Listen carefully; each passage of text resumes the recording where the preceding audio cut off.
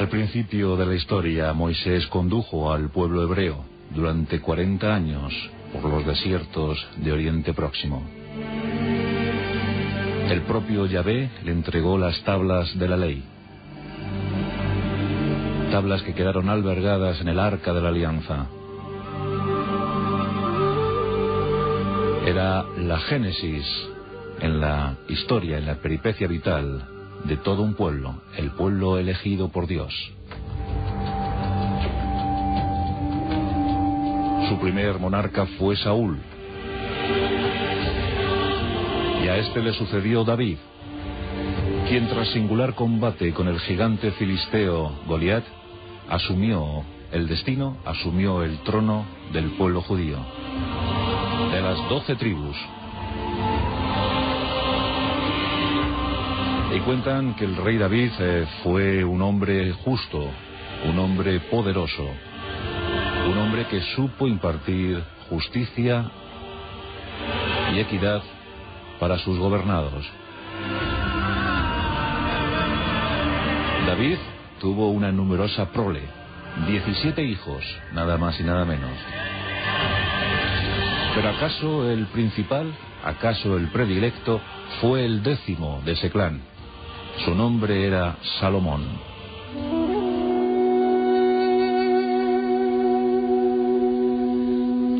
Según cuenta la historia más tradicional de los judíos, el rey David quedó prendado por la hermosura de una joven que se bañaba en un estanque cercano al palacio.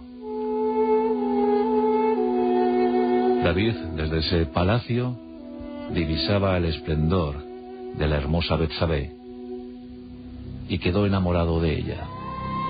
Quedó prendido por sus encantos.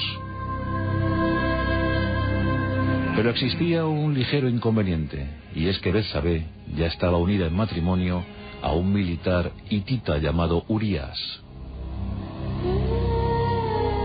Este guerrero, este poderoso guerrero, era mercenario en el ejército judío, y desde luego todo un líder, todo un paladín, digno merecedor de la belleza de Betsabé. David, celoso por esa circunstancia, tras conocer en profundidad la historia de Betsabé, decidió que aquella mujer debía ser para él, y ordenó a Urías que encabezase la vanguardia de sus tropas y que se dirigiese con ellas a un combate con el enemigo que se antojaba difícil de resolución. En efecto, tal y como presumió el rey David, Urías falleció en la batalla. Y tras solventar este episodio, no tuvo ningún obstáculo que le privase de la compañía de la desolada viuda Betsabé, y con ella engendró a su hijo Salomón.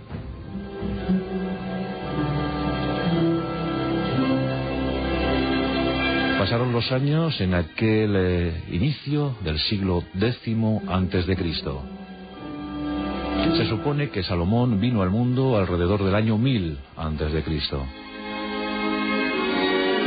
Y poco a poco todos se fueron convenciendo, incluido el profeta Natán, que aquel niño era el elegido para conducir a los judíos a un puerto más que glorioso. La propia Betsabé, su progenitora, supo urdir los escenarios adecuados, las historias adecuadas, para que Salomón no tuviera apenas oposición a la hora de llegar al trono. Sí, en ese camino hacia el cetro hebreo se encontraba Adonías, el primogénito de David, hermanastro por tanto de Salomón, y que ejercía sus opciones para ser el heredero del segundo rey de los judíos.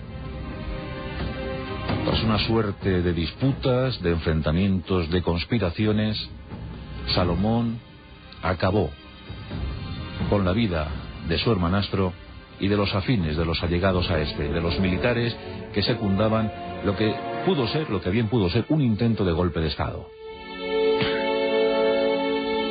Por tanto, una vez despejado ese sendero, en 971, hacia 971 a.C., sin haber cumplido los 30 años, Salomón sucedía a su padre David.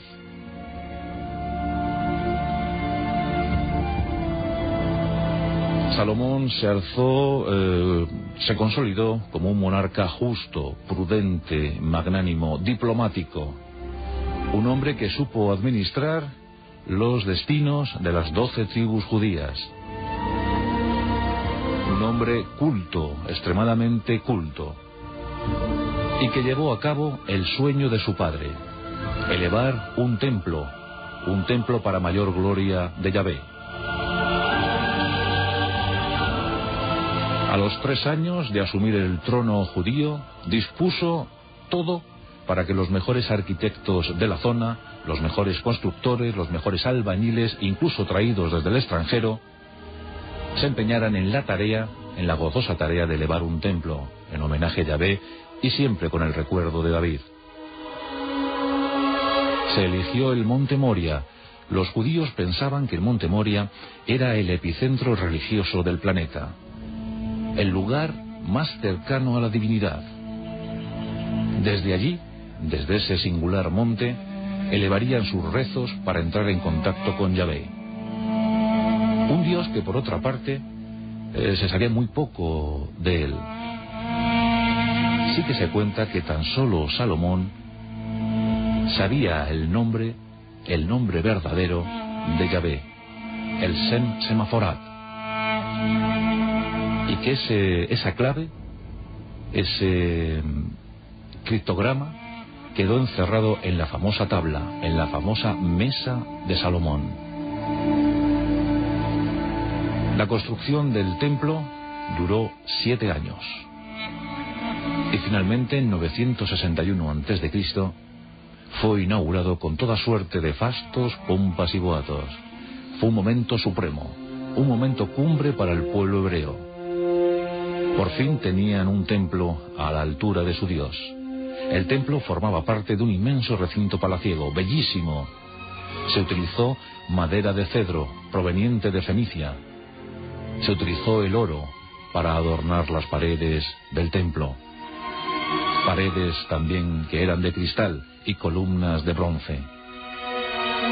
Todo un prodigio arquitectónico. En ese santuario sagrado quedaron albergadas algunas de las reliquias más relevantes para el pueblo judío. Allí estaba el Arca de la Alianza, contenedora de las tablas de Moisés.